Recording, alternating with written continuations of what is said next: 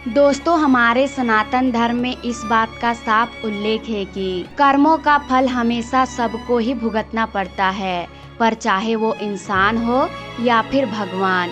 ये तो आप सभी जानते ही हैं कि मर्यादा पुरुषोत्तम श्री राम ने अपनी पत्नी सीता को एक धोबी के बहकावे में आकर अयोध्या छोड़कर जाने को कहा था। लेकिन क्या आपको पता है कि एक समय माता सीता ने बहुत बड़ा पाप किया था, जिसकी सजा के रूप में उन्हें गर्भवती हालत में अपने पति से दूर रहना पड़ा था। माता सीता ने कौन सा पाप किया था और कौन था वह धोबी जिसकी वजह से माता सीता को वन में भटकना पड़ा था? इससे जुड़ी कथा हम आपको सुनाने जा रहे हैं। दोस्तों, जो कथा मैं बताने जा रही हूँ उसका उल्लेख आपको रामायण में मिल जाएगा। दरअसल रामायण कई भाषा में लिखी गई है। ऐसे में अलग अलग रामायण में कई तरह की दंत कथाएं मिलती है और ऐसे ही एक दंत कथा माता सीता से जुड़ी हुई है, जिसके मुताबिक त्रेता युग में मिथिला नगरी में जनक नाम के राजवंश का राज हुआ करता था। जनक राजवंश के एक ही राजा थे। राजा स्वर्ध्वज दो एक बार यज्ञ के लिए जमीन जोत रहे थे। इस समय जमीन से उन्हें एक छोटी सी कन्या मिली। कन्या के सुंदर नयन नक्श को देखकर राजा बहुत खुश हुए, इसीलिए उन्होंने उस कन्या को अपनी पुत्री के रूप में गोद ले लिया और यही कन्या सीता के नाम से जानी गई। जब सीता थोड़ी बड़ी हुई तो एक दिन वह अपनी सहेलियों के साथ अपने महल के बगीचे में खेल रही थी। तभी अचानक उनकी नज़र एक तोते के जोड़े पर पड़ी, जो देखने में बहुत ही ज्यादा खूबसूरत थे। तोता का जोड़ा एक पेड़ पर बैठकर सीता जी के बारे में बातें कर रहा था। उनके मुख से अपने भविष्य की चर्चा सुनकर सीता जी को बड़ा आश्चर्य हुआ। कहते हैं कि उनमें से मद तोता बोल रही थी कि पृथ्वी पर श्री राम नाम से विख्यात एक बड़े सुंदर राजा होंगे और उनकी महारानी का नाम जानकी होगा। श्री राम देवी जानकी के साथ कई वर्षों तक राज करेंगे। धन्य हो जानकी देवी और धन्य हो प्रचार, जिन्हें प्रभु श्री राम जैसे राजा मिलेंगे। एक साधारण तोता के मुंह से अपने भावी पति का नाम सुनकर माता सीता अचंभित हो गई। उन्हें अपने बारे में और जानने की जिज्ञासा उत्पन्न हुई। इसीलिए माता सीता ने अपने महल के पहरेदारों को बुलाकर दोनों पक्षियों को पकड़ लिया और फिर उन दोनों को पूछा, तुम दोनों पक्षियों को भविष्य के बारे में इतना कैसे पता है? तब पक्षियों ने बताया कि इससे पहले हम ऋषि वाल्मीकि के आश्रम में रहा करते थे, जहाँ रोज राम और सीता के जीवन के बारे में बताया जाता है। इसीलिए हम उन दोनों के बारे में हर चीज कंठस्थ याद हो गई है। सीता जी ने जब यह सुना तो उन्होंने सोचा कि ये दोनों पक्षी तो बहुत दिव्य है, क्यों ना मैं इन्हें बहला फुसलाकर अपने जीवन से जुड़ी सारी बातें पूछ लूं। ऐसा सोचकर माता सीता दोनों पक्षियों से कहती है कि तुम दोनों बहुत सुंदर हो। देखो, तुम दोनों को डरने की कोई जरूरत नहीं है। मैं तुम्हें कोई नुकसान नहीं पहुंचाऊंगी। तुम बस मुझे यह बताओ कि राम कौन है और उनका विवाह जानकी से कैसे होगा।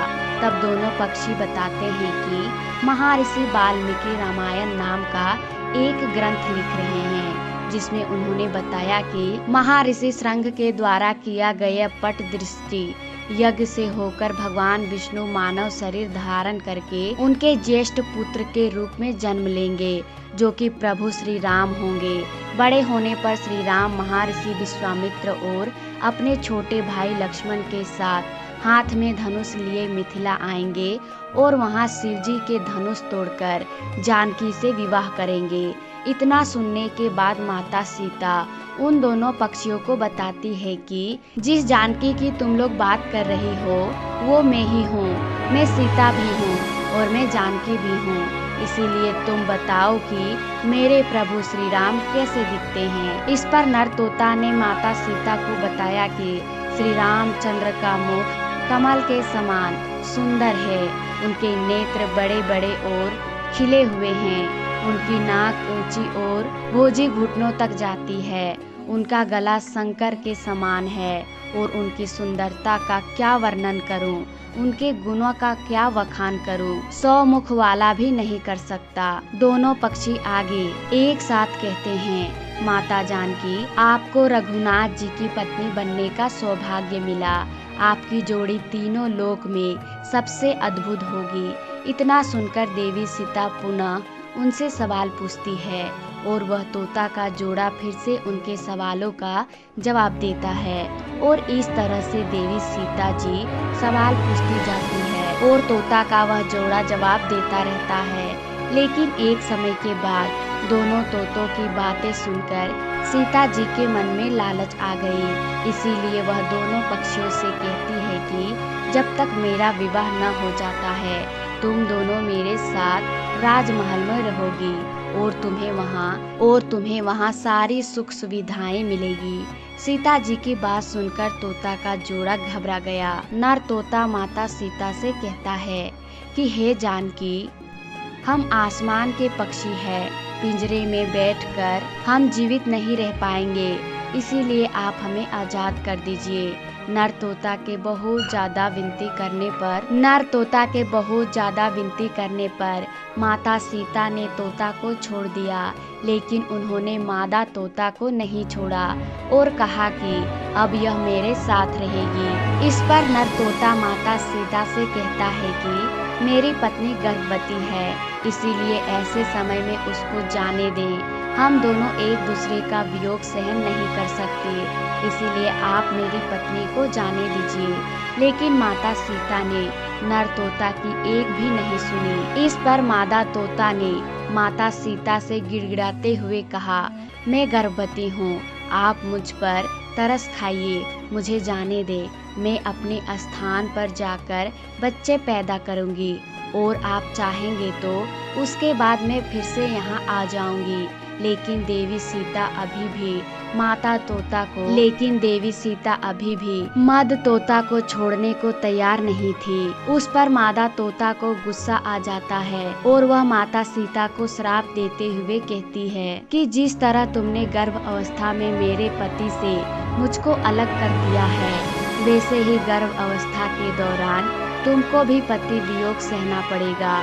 इतना कहकर मद तोता वहीं अपने प्राण त्याग दी। मद तोता के प्राण त्यागने के कुछ समय बाद नर तोता भी अपनी पत्नी के वियोग में प्राण त्याग देता है। लेकिन प्राण त्यागने के पहले वो माता सीता से कहता है कि तुमने जो कर्म किया है, तुम्हें उसकी सजा मिलकर रहेगी और तुम्हें सजा दिलाने के लिए मैं मनुष्य रूप में श्री राम की नगरी अयोध्या में इंसान के रूप में जन्म लूंगा और मेरे ही कारण तुम्हें पति के वियोग का दुख उठाना पड़ेगा। कहा जाता है कि तोता की बात सुनकर माता सीता को बहुत दुख हुआ, लेकिन तब तक बहुत देर हो चुकी थी और माता सीता चाहकर भी कुछ नहीं कर सकती थी। बताया जाता है कि अगले जन्म में यह तोता वही धोबी था जिसने माता सीता के चरित्र पर उंगली उठाई, जिसके बाद प्रभु श्री राम ने देवी सीता को गर्भ अवस्था के दौरान त्याग दिया था। तब सीता वन में भटकते हुए महर्षि वाल्मीकि के आश्रम में पहुंची और वहीं पर उन्होंने लव कुश को जन्म दिया।